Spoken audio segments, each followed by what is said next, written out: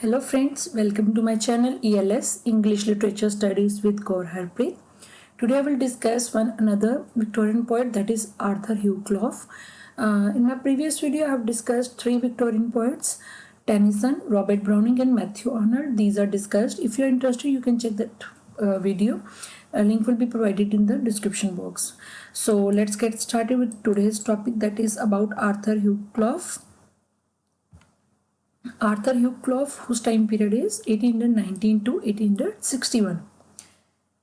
He was an English poet, an educationalist, and a representative figure of the mid-Victorian religious crisis. And he was also an innovative Victorian poet, right? A representative figure of Victorian age.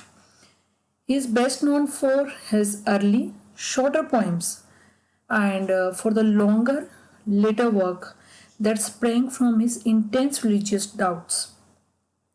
He has been regarded as one of the most forward-looking English poets of the 19th century, in part due to a sexual frankness that shocked his contemporaries. That is why he is known as the most forward-looking English poets of the 19th century. That it means that he was frank to discuss all these things, which his contemporaries were not comfortable to discuss, right? He often went against the popular religious and social ideals of his day, and his verse is said to have the melancholy and the perplexity of an age of transition. His long poems have a certain narrative and psychological penetration, and some of his lyrics have a strength of melody to match their depth of thought, right? He acted as an important influencer for later poets such as T.S. Eliot, and his best works they hint at the radical experiments and split subjectivities that would become the hallmark of modernism. In 1848, he resigned as a tutor and fellow of Oriel College. In 1850, he began Dipsychus, a Faustian dramatic dialogue that he never completed, and in 1851, he resigned from University College London, where he was working as a professor of English, right? In 1854, his appointment as an examiner in the education office enabled him to marry, right? Leaving Oxford gave him the freedom to experiment with less orthodox poetic subjects and forms and with radical political and moral ideas.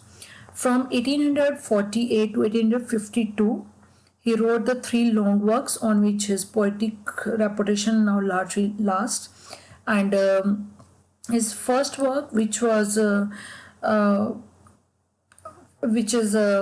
witty, we can say witty and reflexive modern pastoral set in the Scottish Highlands. Then it was written in the summer of 1848, and it is subtitled as A Long Vacation Pastoral.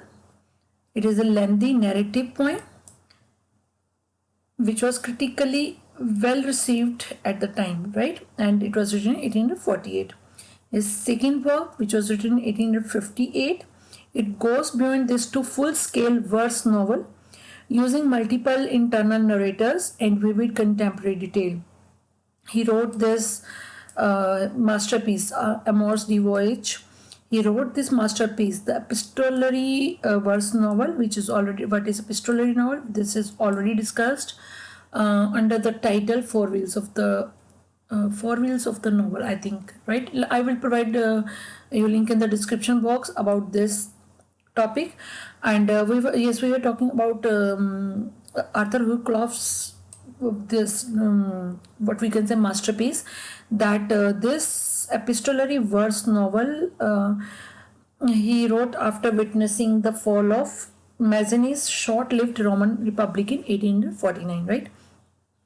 Then his third work, that was published in 1865, it was published posthumously, but not available.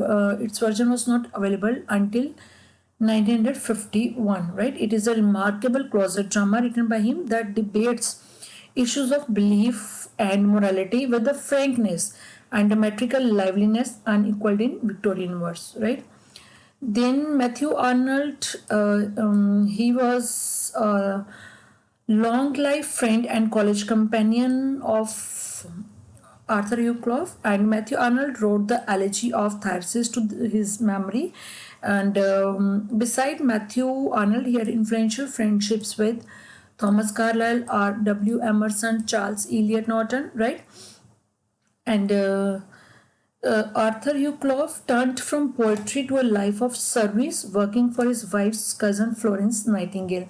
But due to his failing health, uh, he died at the age of 42. His failing health led to his early death at age of 42 in Florence, and he died in Florence in 1861. So friends, this is all about today's topic. I hope you will like the content, and if you like it, please hit the like button, share and subscribe my channel, and if you are new to my channel, please hit the bell button so that you can get notifications from my upcoming videos. Thanks a lot for watching.